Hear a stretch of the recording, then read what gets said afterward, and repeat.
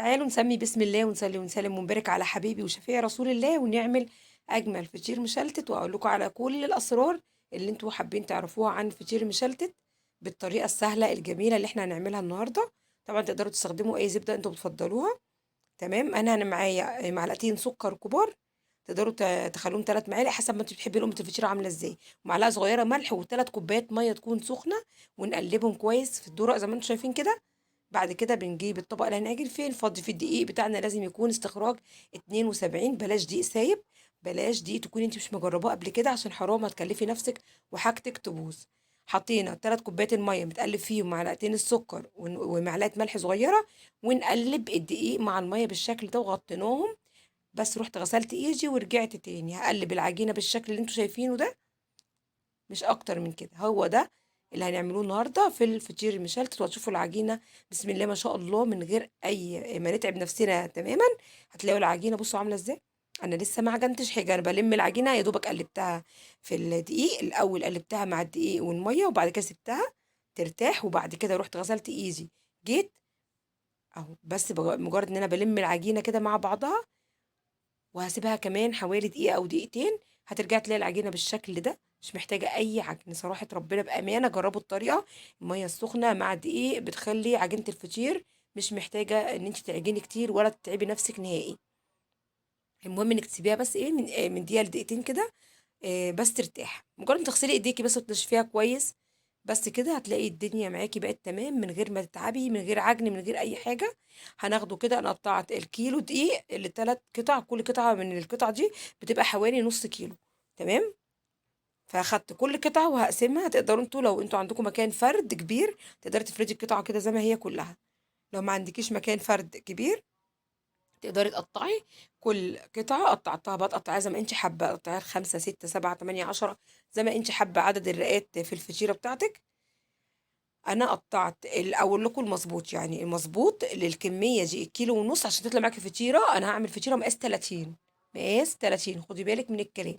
لو انت تعملي اقل او اكتر تظبطي عجينتك على مقاس الصينية او مقاس الفطيرة اللي انت هتعمليها، عشان ما تبقاش رقيقة قوي ولا تكون سميكة قوي. تمام، يعني انا هعمل مقاس 30، حطيت العجينة بتاعتي نص كيلو.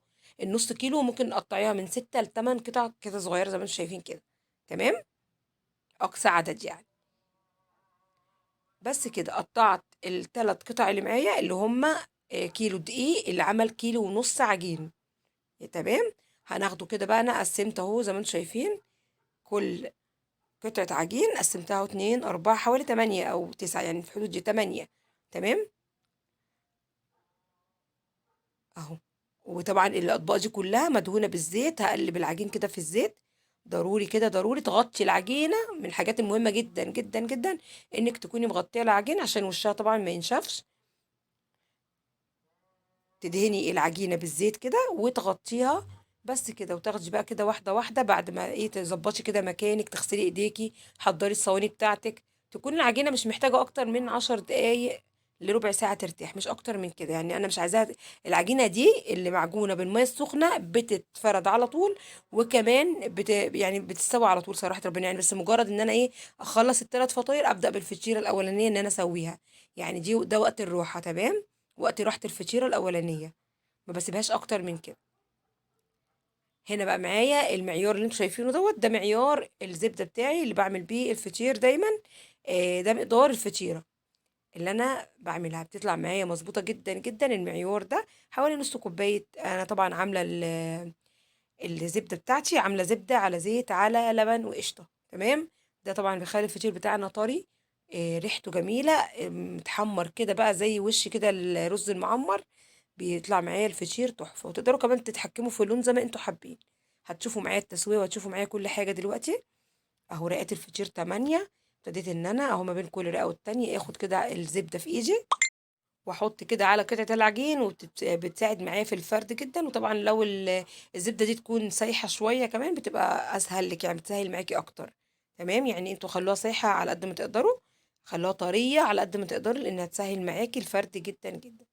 تمام، خلصت ال8 قطع زي ما انتم شايفين بنفس الطريقة. حطيت الزبدة ما بين كل، يعني باخد كده الزبدة وبفرد بيها العجينة ذات نفسها، قطعة العجين ذات نفسها. دي كانت آخر قطعة معايا اهو. ابتديت ان انا هاجيب كده حتة زبدة كمان.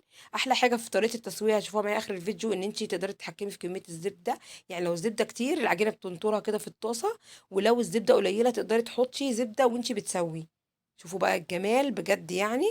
الطريقة دي مش عارفة تعملوها في الفرن بتبقوا قافلين على الفطيرة، مش شايفين جوه إيه بيحصل، فالفطيرة بقى تطلع أنتِ وحظِك، لكن أنتِ فوق طول ما أنتِ بتسوي على الطاسة شايفة كل حاجة. لو الفطيرة سمنة كتير بتلاقيها نطرت كده السمنة بره، وتلاقي السمنة بره الفطيرة خالص. تمام، تقدري تصفيها. ولو الفطيرة عايزة سمنة بتحسي ان هي ناشفة. انا هتشوفوا معايا دلوقتي الفطيرة ازاي تبقى الزبدة بتاعتها مظبوطة. خليكم معايا لاخر الفيديو. لو عجبكم الفيديو ما تنسوش تدعموني بلايك ومشاركة وتعليق جميل يا اجمل اخوات في الدنيا.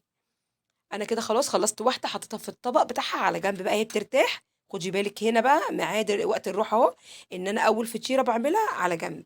تمام، معايا 3 فطاير. تمام، دي التانية هابتدي بنفس الطريقة بنفس المعيار بنفس كل حاجة. الطبق بتاعها موجود جنبي اهو.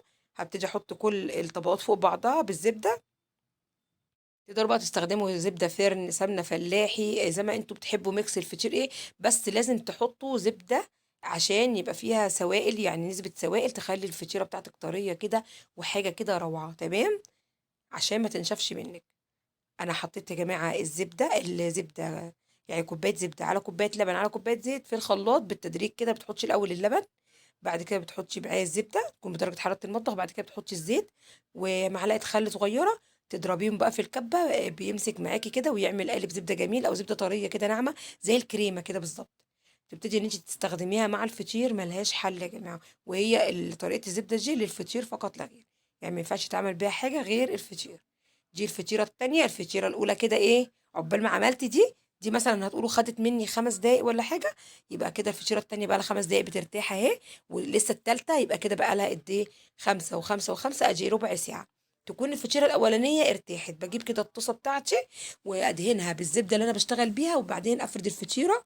تمام، وبعد كده بصوا زي ما انتم شايفين الفطيره دي كده الزبده بتاعتها مظبوطه، ولا في زبده كتير طالعه منطوره، ولا الفطيره ناشفه قدامك. شايفه الفطيره مش ناشفه، يعني بتبان كده الناشفه. الفطيره اللي ما فيهاش زبده او سمنه كتير بتبان كده، تحسي ان هي زي العيش كده ناشفه، مش لا يعني بصوا باينه. بتبقى باينه على فكره جدا بالنظر كده. تقدري ان انت تفرقي ما بين الفطيره اللي هتطلع معاكي عامله ازاي، الزبده بتاعتها عامله ازاي، دي مظبوطه عشان ما كمان ما تموعش نفسك لما تيجي تاكلي. ما تحسيش ان انت بتاكلي سمنه وبتتعصر سمنه كده، لا. لا ما ينفعش خالص. السمنه اللي بتبقى في حوالين الطاسه دي وكتير لا، هتحسي ان انت، او في ناس بيحبوه كده. كل واحد يعمل اللي بيحبه، بس الوسط والاعتدال في كل شيء بيكون افضل. يعني انا مثلا في ناس بتحب الفطير تبقى مليان سمنه كده، وفي ناس لا. انا بخليني في الوسط دايما في المظبوط. بص انا بضغط كده.